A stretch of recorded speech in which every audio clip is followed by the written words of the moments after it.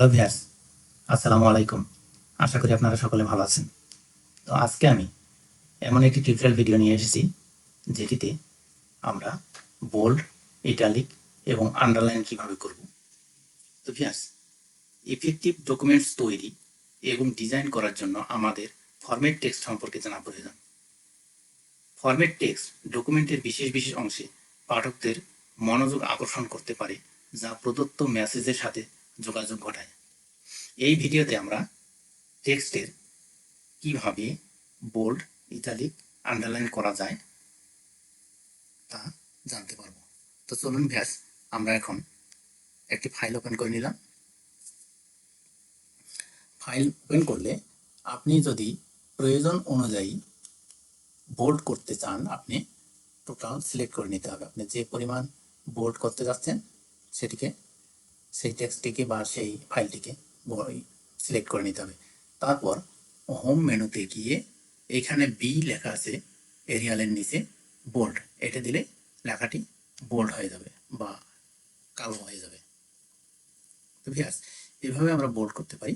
আবার যদি একইভাবে আমরা টেক্সটটিকে ইটালিক করতে চাই, ফন্ট স্টাইলটা ইটালিক করতে চাই, তাহলে আমার অনুরূপভাবে টেক্সটটি বা ফাইলটি বা পেজটি সিলেক্ট করে নিতে হবে। তারপর বি এর পাশে আই একটি চিহ্ন আছে, এই চিহ্নটিতে ক্লিক করলে ইটালিক হয়ে যাবে। তো ভিউয়ার্স, এভাবে আমরা একই সঙ্গে অনেক পেজ বা অনেক ডকুমেন্টস ইটালিক ডিজাইন করতে পারবো। আবার আমার কিছু মেসেজের গুরুত্ব বহন করে, যেমন আমরা সাবজেক্ট ইউজ করি, যখন সাবজেক্টের ক্ষেত্রে, সাবজেক্ট লেখার ক্ষেত্রে বা আবেদন লেখার ক্ষেত্রে আমরা সাবজেক্টে অনেক সময় আন্ডারলাইন ইউজ করি বা ওটাকে হাইলাইটস অন্য একটা ডিজাইনে দেখানোর জন্য আন্ডারলাইন করে থাকি। তো কীভাবে আমরা আন্ডারলাইন করতে পারবো সেটা একটু দেখি। আমি যে টেক্সটটিকে বা যে লাইনটিকে আন্ডারলাইন করতে যাচ্ছি সেটিকে সিলেক্ট করে নেব। নেওয়ার পরে আন্ডারলাইন, এখানে বি আই এর পরে আছে আর ইউ দিয়ে আন্ডারলাইন দিয়ে আছে। আমরা এভাবে আন্ডারলাইন করতে পারি, সিঙ্গেল আন্ডারলাইন। আবার যদি আপনি চান ডাবল আন্ডারলাইন করবেন, তাহলে অনুরূপভাবে আপনি যে টেক্সটটি বা যে কলামটি বা যে ফাইলটি আপনি ডাবল আন্ডারলাইন করতে চান সেটিকে সিলেক্ট করে নিতে হবে।